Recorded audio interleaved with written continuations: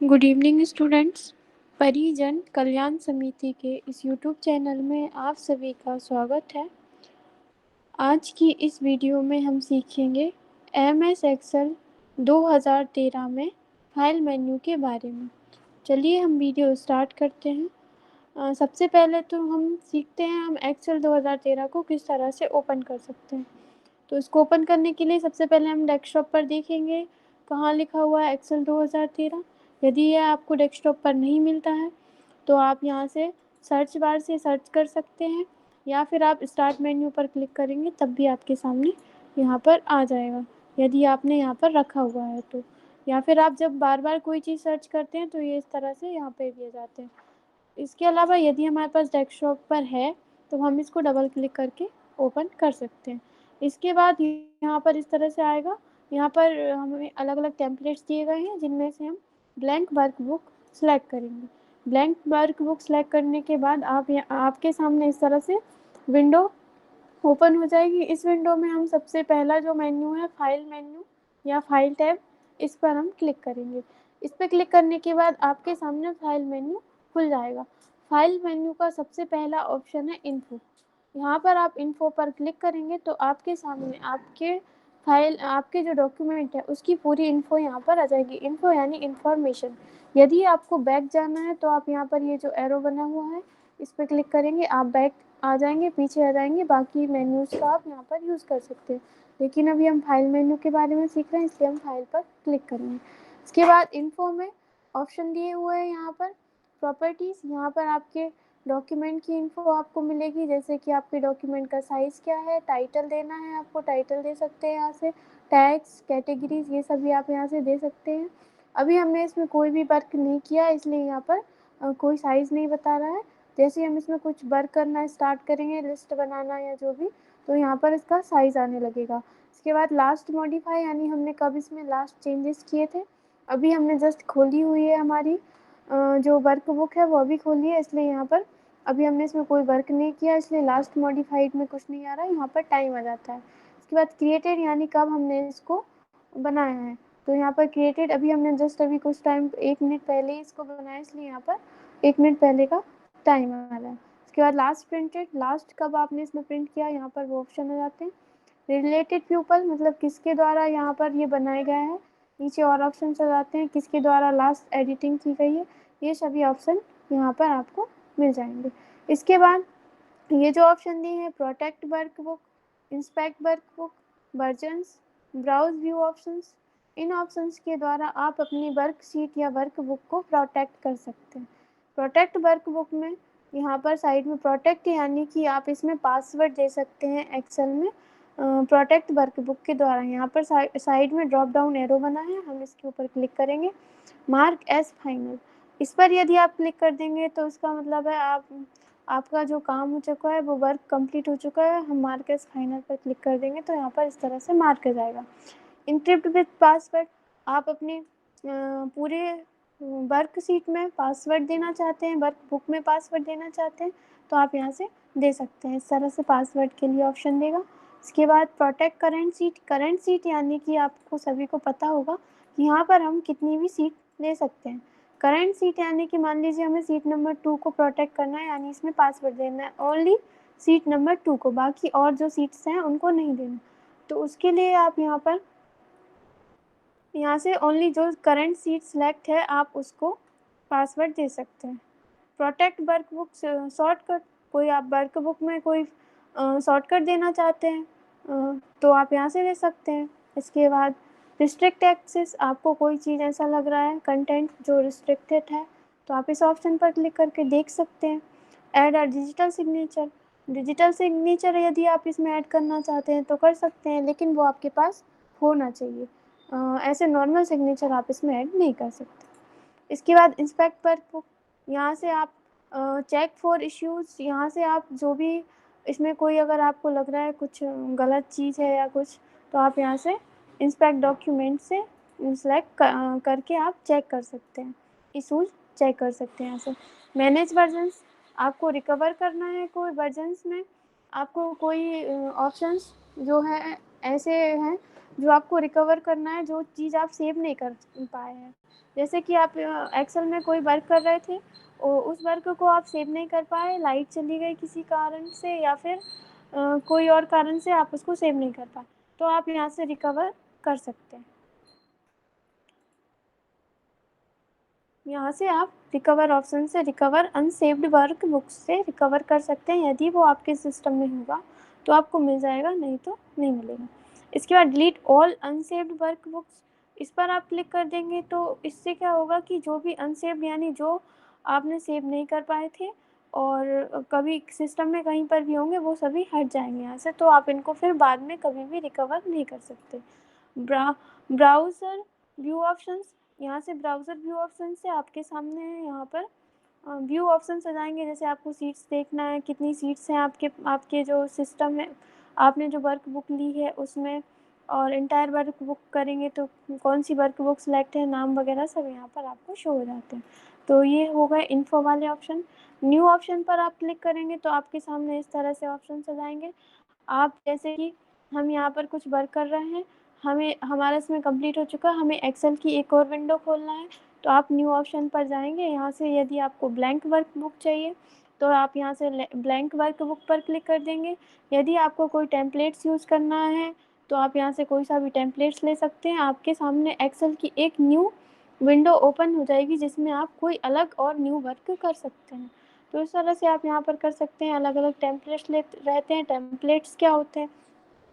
Templates जैसे कि आपको कोई बना हुआ डाटा फॉर्मेट मिल जाता है, उसमें सिर्फ हमें थोड़ी बहुत हमारा जो डाटा है वो एडिट करना पड़ता है। जैसे कि यहाँ पर कैलेंडर आपको चाहिए, हमने कैलेंडर पर क्लिक किया, क्रिएट कर दिया। ये ऑनलाइन आते हैं तो यहाँ पर क्या हमें ईयर चेंज करनी पड़ेगी, मंथ चेंज करना पड़ेगा, और यहाँ पर थोड़ा बहुत जो है ये सब चेंज कर हम अपना जो है कैलेंडर अगर बनाना चाहते हैं तो बना सकते हैं। यदि आपने नॉर्मल लिया होता तो क्या होता, आपको ये सब एडजस्ट करने पड़ते, सब लिखना पड़ता है, थोड़ा सा अपन को ज़्यादा टाइम लगता। तो इस तरह से आप यहाँ पर टेम्पलेट्स का भी यूज़ कर सकते हैं। यदि आपको ब्लैंक वर्कबुक का यूज़ करना है तो आप ब्लैंक का भी कर सकते हैं, लेकिन आपके साथ पास ये एक अलग विंडो में खुलेगा। जैसे कि हाँ, ये अलग विंडो में है और ये अलग विंडो में खुलेगा। अब इसके बाद है अगला ऑप्शन ओपन। ओपन से आप जो कुछ टाइम पहले आपने यहाँ पर वर्कशीट या वर्क बुक्स कुछ सेव किए होंगे, यहाँ पर लिस्ट आ जाती है, आप यहाँ से ओपन कर सकते हैं। अभी हमने 2 ही वर्क बुक खोली हुई हैं, यहाँ पर 2 आ रही हैं। अगर और भी होते तो यहाँ पर लिस्ट आ जाती है। तो यहाँ से जो चीज़ हमने सेव की हुई है उसको हम यहाँ से ओपन कर सकते हैं। इसके अलावा रिसेंट पर क्लिक करेंगे तो रिसेंट वाले आ जाते हैं। रिकवर अनसेव्ड वर्क बुक, जो आप सेव नहीं कर पाए थे वो आप यहाँ से रिकवर कर सकते हैं सी ड्राइव से। इसके बाद इसमें ही ओपन में अगला ऑप्शन है वन ड्राइव। एक अकाउंट होता है, जैसे हमारे जीमेल पर एक अकाउंट होता है, इसी तरह से वन ड्राइव में एक अकाउंट होता है। अगर वो आपके पास है तो आप यहाँ से इसको साइन इन कर सकते हैं, फिर यहाँ पर आपकी प्रोफाइल दिखेगी। कंप्यूटर पर क्लिक करेंगे तो आपके कंप्यूटर के अंदर जितने भी आपने डॉक्यूमेंट सेव करके रखे हैं, वर्कशीट सेव करके रखी हुई है, वो आप यहाँ से ओपन कर सकते हो। अगर डॉक्यूमेंट्स में है तो डॉक्यूमेंट से, डेस्कटॉप पर है तो डेस्कटॉप से, यदि आपको और कहीं से ओपन करना है तो आप ब्राउज़ पर जाकर जहाँ भी आपका डाटा सेव है आप यहाँ से ओपन करके लेकर आ सकते हैं। तो इस तरह से आप अपना डाटा ओपन कर सकते हैं। ऐड अ प्लेस पर क्लिक करेंगे तो आप यहाँ से इन दोनों का यूज़ कर सकते हैं। इसके बाद सेव और सेव एज़, जैसे कि सेव और सेव एज़ की आवश्यकता हमें कब पड़ती है, जब हम यहाँ पर सेव और सेव एज़ 2 ऑप्शन यहाँ पर क्यों दिए हुए हैं और इन दोनों की ज़रूरत क्या होती है। सेव से हम हमारा डाटा जो भी हम, जैसे कि हम इसमें कोई वर्क करेंगे, कोई लिस्ट बनाएँगे, उसमें हम अपना डाटा सेव करना चाहते हैं। सेव क्यों करते हैं? यदि आपने सेव नहीं किया आपका डाटा, तो बाई चांस यदि लाइट चली गई या कुछ खराबी आने के कारण आपके कंप्यूटर में कंप्यूटर बंद हो गया, तो अगर आपने डाटा सेव नहीं किया तो आपने जो भी वर्क किया होगा वो सभी यहाँ से हट जाएगा, वो आपको नहीं मिलेगा। जब आप कंप्यूटर चालू करोगे आपको डबल से वही चीज़ करनी पड़ेगी। यदि आपने उस चीज़ को सेव कर दिया तो जहाँ तक आपने डाटा सेव किया था वो वहाँ तक आपको मिल जाएगा, उसके आगे का हट जाएगा। तो इसलिए हमें सेव करने की आवश्यकता होती है। तो जैसे कि मान लीजिए हमने यहाँ पर कोई लिस्ट बनाई हुई है,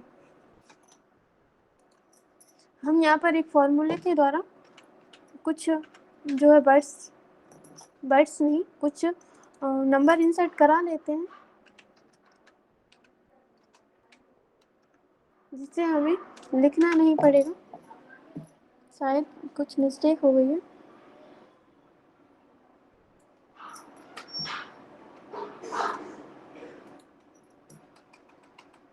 हम यहाँ पर बॉटम में लिखेंगे हमें कहाँ से कहाँ तक चाहिए और हम एंटर कर देंगे।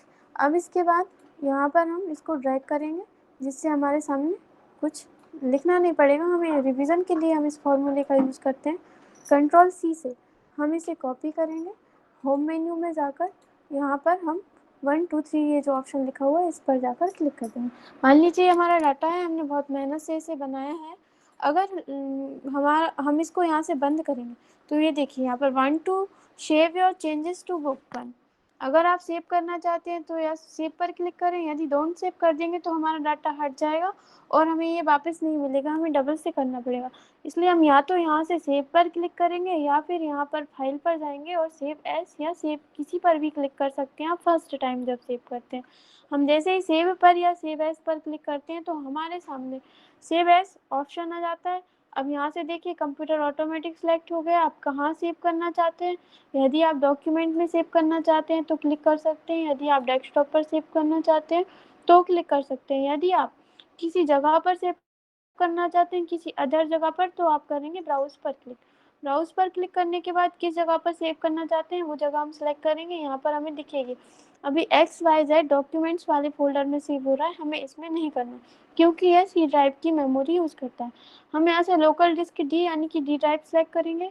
यदि आप चाहते हैं कोई फोल्डर बनाना चाहते हैं या आपका पहले से फोल्डर है तो आप राइट क्लिक करके फोल्डर बना सकते हैं न्यू पर जाकर।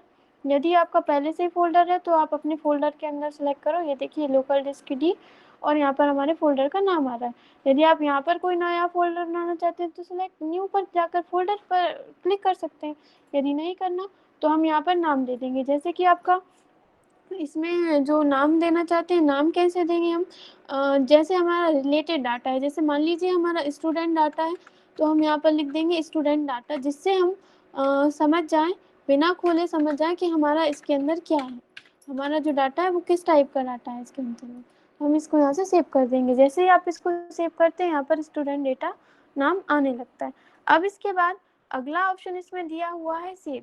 तो सेव ऑप्शन का यूज़ क्या है, अभी हम सेव एज पर क्लिक कर रहे हैं तो फिर से हमें सेव करने के लिए ऑप्शन दे रहा है, लेकिन हम सेव पर क्लिक कर रहे हैं तो हमें कोई भी ऑप्शन नहीं दे रहा। तो यहाँ पर सेव में और सेव एज में अंतर है कि आप किसी डाटा में, जैसे कि हम एक बार सेव कर चुके हैं, जब आप फर्स्ट टाइम सेव करते हैं तो दोनों में से किसी भी ऑप्शन पर क्लिक कर सकते हैं, लेकिन जब आप उसी डाटा में और कुछ सेव करते हैं, जैसे कि हम इसको क्लोज कर देते हैं, यहाँ से हमने इसको क्लोज कर दिया। हमने इसको कहाँ सेव किया था, दिस पीसी के अंदर, डी ड्राइव के अंदर, सोनम राजपूत वाला जो फोल्डर था इसके अंदर स्टूडेंट डाटा में। हम इसको डबल क्लिक करके ओपन करते हैं, जहाँ से हमने छोड़ा था वहीं से हमें मिल गया। अब मान लीजिए हम इसमें कोई एडिटिंग कर रहे हैं, यानी हम इसमें कुछ और चीज़ें ऐड कर देते हैं।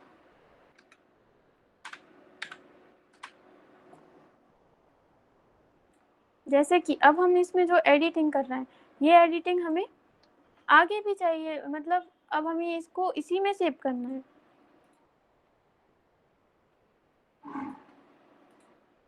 हम चाहते हैं कि ये जो हमने जो भी एडिटिंग की है ये हम इसी में सेव करना चाहते हैं, लेकिन अभी तक हमने जितना हमारा डाटा कितना रहेगा जो हमने पहले सेव कर चुके हैं।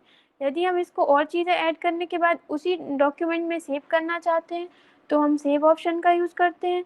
यदि हम सेव एज पर क्लिक करेंगे तो वो फिर से हमें सेव करने का ऑप्शन देगा, लेकिन हम सेव इसी डॉक्यूमेंट में करना चाहते हैं, इसी वर्कशीट में करना चाहते हैं, तो इसलिए हम सेव पर क्लिक कर देंगे।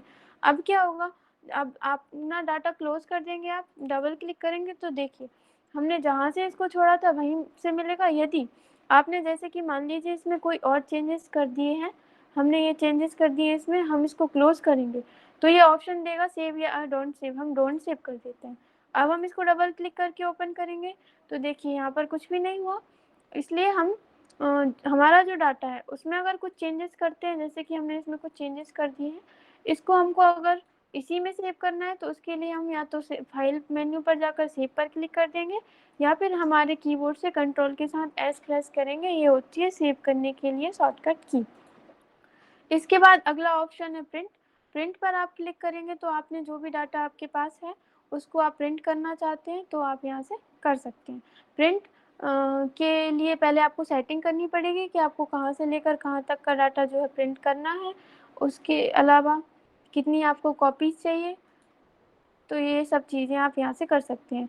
यहाँ से लिखा हुआ है कॉपीज़, यदि आप इसको बढ़ा देंगे जैसे कि 2-3 कर देंगे तो इसकी कॉपीज़ आएँगी 3। हमारा जो प्रिंटर है, यहाँ से आप प्रिंटर सेलेक्ट कर सकते हैं, कौन सा प्रिंटर आपको चाहिए। इसके अलावा यहाँ पर लिखा हुआ फैक्स, पीडीएफ वगैरह ये बनाना चाहते हैं तो वो भी आप यहाँ से बना सकते हैं। यदि आपको प्रिंटर का जो नाम है वो पता लगाना है, आपके प्रिंटर पर जो नाम लिखा रहता है वही नाम यहाँ पर शो होगा। इसके बाद यहाँ पर प्रिंट एक्टिव सीट, यानी जो सीट हमारी सेलेक्ट है हम उसी को प्रिंट करना चाहते हैं। यस यदि और जैसे प्रिंट एंटायर वर्क बुक, पूरी वर्क बुक या फिर जो सिलेक्शन है मतलब जितनी जगह सेलेक्ट करी है उसको प्रिंट करना है तो आप यहाँ से सिलेक्ट कर सकते हैं। हम एंटायर सीट कर देते हैं। अब इसके बाद पेजेस, आपकी सीट पर अगर एक से ज़्यादा पेजेस हैं तो आप यहाँ पर किस पेज नंबर से किस पेज नंबर तक करना चाहते हैं यहाँ पर आप लिख सकते हैं। इसके बाद प्रिंट वन साइडेड, अगर वन साइडेड प्रिंट पर क्लिक करेंगे तो वन साइड प्रिंट होगा। प्रिंट ऑन बोथ साइड्स, यानी दोनों साइड प्रिंट करना चाहते हैं, print on both sides. Print on both side, आपको इस साइड से प्रिंट करना है या फिर इस साइड से। Flip pages on short edge and flip pages on long edge में करना है तो आप यहाँ से सिलेक्ट कर सकते हैं। हम यहाँ पर प्रिंटेड वन साइज पर क्लिक करेंगे। इसके बाद कलेक्टेड, जैसे कि आपने यहाँ पर दे रखा है कि कॉपीज आपको चाहिए 3 और आपने यहाँ पर मान लीजिए 1 से लेकर 4 तक लिख दिया, यानी हमें पेज नंबर 1 से लेकर 4 तक चाहिए। और अगर आपने यहाँ से कलेक्टेड पर क्लिक कर दिया तो वो क्या करेगा, पहले पेज नंबर 1, फिर पेज नंबर 2, फिर पेज नंबर 3, फिर पेज नंबर 4 की प्रिंट निकालेगा। इसी तरह से वो 3 बार दोहराएगा। लेकिन यदि आपने यहाँ पर अनकलेक्टेड पर क्लिक कर दिया तो क्या करेगा, वो पहले पेज नंबर 1 को निकालेगा 3 बार, फिर पेज नंबर 2 को निकालेगा 3 बार, फिर पेज नंबर 4 को निकालेगा 3 बार। इस तरह से मतलब लाइन बाय लाइन निकालेगा। पहले 1 को निकालेगा, फिर 2 को निकालेगा, फिर 3 को, फिर 4 को। इस तरह से आपका अलग-अलग हो जाएगा, अनकलेक्टेड हो जाएगा। यदि आप कलेक्टेड पर क्लिक करेंगे तो वो लाइन बाय लाइन निकालेगा, यानी 1 2 3 4, फिर 1 2 3 4, फिर 1 2 3 4, इस तरह से। इसके बाद नो स्लैब्स, यहाँ पर हम टॉप लेफ्ट कर देंगे। इसके बाद पोर्ट्रेट ओरिएंटेशन चाहिए आपको। ओरिएंटेशन क्या रखना है, पोर्ट्रेट या फिर लैंडस्केप। यदि पोर्ट्रेट का मतलब होता है आपको खड़े में चाहिए पेज और लैंडस्केप का मतलब रहता है आपको आड़े में चाहिए, तो इस तरह से आप सिलेक्ट कर सकते हैं। हमें पोर्ट्रेट पर ही क्लिक रहने देना। अब आप पेज का साइज़ क्या रखना चाहते हैं आप यहाँ से सिलेक्ट कर सकते हैं। नॉर्मल जो प्रिंटर के पास जो पेजेस होते हैं वो A4 रहते हैं तो हम यहाँ पर A4 सेलेक्ट करेंगे या फिर लेटर सेलेक्ट कर सकते हैं। और इसके अलावा आपको जो भी आपका प्रिंटर जो पेज साइज लेता हो। नॉर्मल मार्जिन, साइड से जो एरिया छोड़ना है वो आपको कितना रखना है, आप यहाँ से मार्जिन सेलेक्ट कर सकते हैं। मार्जिन हम क्यों सेलेक्ट करते हैं, जैसे कि हमारा थोड़ा बहुत डाटा किसी और पेज पर जा रहा है तो हम मार्जिन थोड़ा सा कम कर देंगे। यदि आपका डाटा ज़्यादा है तो आप मार्जिन बढ़ा दीजिए। इसके बाद यहाँ पर नो स्केलिंग, यहाँ से आप fit seat on one page पर क्लिक करेंगे तो आपकी जो सीट है वो एक पेज पर आएगी। अगर आपका जो डाटा है उसको किस तरह से फिट करना चाहते हैं वो आप यहाँ से सिलेक्ट कर सकते हैं और कस्टम पर क्लिक करेंगे तो आप वो अपने अकॉर्डिंग ले लेता है। हम यहाँ से नो स्केलिंग कर देंगे। अब इसके बाद ये सब सेटिंग करने के बाद यहाँ पर आप प्रिंट पर क्लिक कर सकते हैं तो आपका ये जो पेज है वो प्रिंट हो जाएगा। कितनी कॉपीज़ आएंगी, 3। जितने आपने पेज नंबर डाले हैं उतने पेज नंबर की कॉपीज़ आएंगी। इसके बाद अगला ऑप्शन है शेयर का। शेयर पर आप क्लिक करेंगे तो आपके सामने इस तरह से ऑप्शन आएंगे। इसमें आप अपने जो एक्सेल की फाइल है उसको शेयर करना चाहते हैं, जैसे कि आप यहाँ पर एक ऑप्शन है invite people save to cloud, इस पर आप क्लिक करेंगे तो यहाँ पर आप क्लाउड पर सेव करना चाहते हैं तो कर सकते हैं।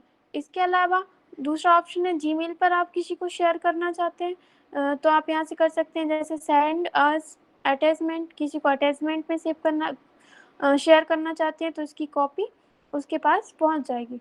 सेंड अस पीडीएफ, किसी को पीडीएफ में भेजना चाहते हैं तो आप यहाँ से क्लिक कर सकते हैं, लेकिन इसके लिए आपके पास माइक्रोसॉफ्ट आउटलुक अकाउंट होना चाहिए, तभी आप यहाँ से ये सभी ऑप्शंस का यूज़ कर सकते हैं। आप किसी को फैक्स में भेज सकते हैं, एक्सपीएस फॉर्मेट में भेज सकते हैं या फिर पीडीएफ में भेज सकते हैं, लेकिन आपको शेयर करने के लिए आपके पास माइक्रोसॉफ्ट क्लाउड का अकाउंट होना चाहिए, तभी आप इसको भेज सकते हैं।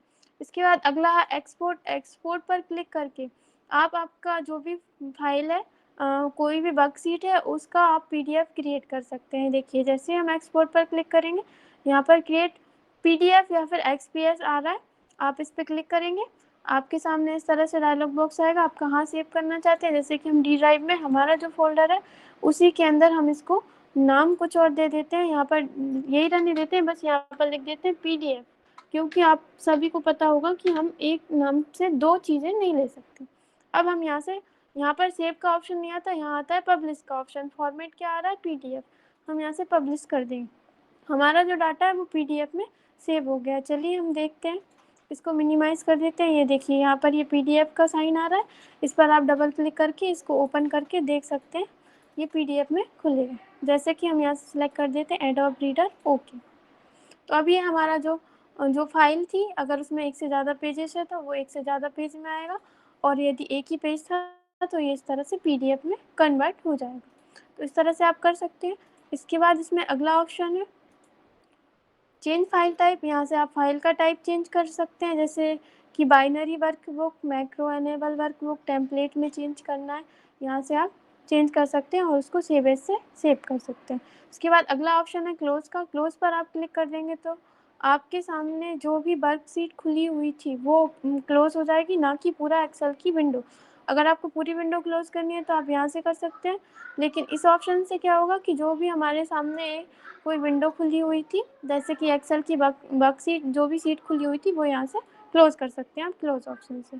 अब इसके बाद अगला ऑप्शन है अकाउंट। अकाउंट पे क्लिक कर आप माइक्रोसॉफ्ट ऑफिस आउटलुक पर कोई भी अकाउंट बना सकते हैं। यदि आपके पास है तो आप यहाँ पर उसको साइन इन कर सकते हैं, तो यहाँ पर वो आपको दिखने लगेगा।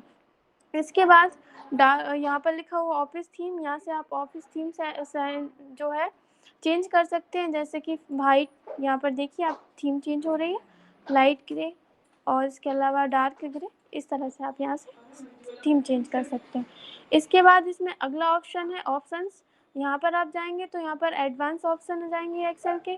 यहाँ से जनरल से आप नॉर्मल जो चेंजेस हैं वो कर सकते हैं, जैसे कि show mini tool bar on selection, यहाँ से शो हाइड करना है कोई ऑप्शन, या फिर आपको फ़ॉन्ट साइज़ कम ज़्यादा करना है, मतलब डिफ़ॉल्ट फ़ॉन्ट साइज़ जो है आपको कम ज़्यादा करना है। डिफ़ॉल्ट फ़ॉन्ट जो सिलेक्ट होना चाहिए वो आप यहाँ से चेंज कर सकते हैं। नॉर्मल व्यू, यहाँ से आपको जो भी व्यू रखना है आप यहाँ से व्यू सिलेक्ट कर सकते हैं। इसके अलावा आपको मैनी सीट्स, कितनी सीट्स आनी चाहिए जब आप एक्सेल ओपन करते हैं एक बार में, यूज़र नेम आप क्या रखना चाहते हैं, और यहाँ से आप थीम भी चेंज कर सकते हैं। तो ये सभी ऑप्शन यहाँ से आप कर सकते हैं। फॉर्मूलाज़ में आपको कोई सेटिंग करनी है, कुछ चेंजेस करने हैं तो आप यहाँ से कर सकते हैं। प्रूफिंग में आप यहाँ से प्रूफिंग की कुछ सेटिंग चेंज करना चाहते हैं तो कर सकते हैं। सेव ऑप्शन से रिलेटेड कोई चेंजेस करने हैं तो वो सभी आप यहाँ से कर सकते हैं। इसके बाद लैंग्वेज ऑप्शन से आप लैंग्वेज की सेटिंग चेंज कर सकते हैं। एडवांस ऑप्शन से कुछ और आपको एडवांस ऑप्शन मिलेंगे, जिनसे आप कुछ एडवांस ऑप्शंस आप एक्सेल में ऐड कर सकते हैं और कुछ ऑप्शंस हटा सकते हैं जो आपको यूज़फुल नहीं लगते। कस्टमाइज रिबन से आपको रिबन बार में कोई ऑप्शंस ऐड करने हैं, हटाने हैं, तो वो सभी आप यहाँ से कर सकते हैं। क्विक एक्सेस टूल बार पर आपको कोई ऑप्शंस रखने हैं, हटाने हैं, ये इस तरह से आप इन सभी ऑप्शंस का यूज़ कर सकते हैं। इसके बाद अगला ऑप्शन है ऑप्शंस, वही ऑप्शंस है, ठीक है। इसके बाद इसमें सभी ऑप्शंस क्लियर हो चुके होंगे आपके। इस तरह से हम एक्सेल के फाइल मेन्यू के बारे में बता सकते हैं। यदि आप को हमारी वीडियो में कुछ प्रॉब्लम लगती है या फिर आपको कुछ समझ में नहीं आया तो आप कमेंट करके बता सकते हैं। Thank you.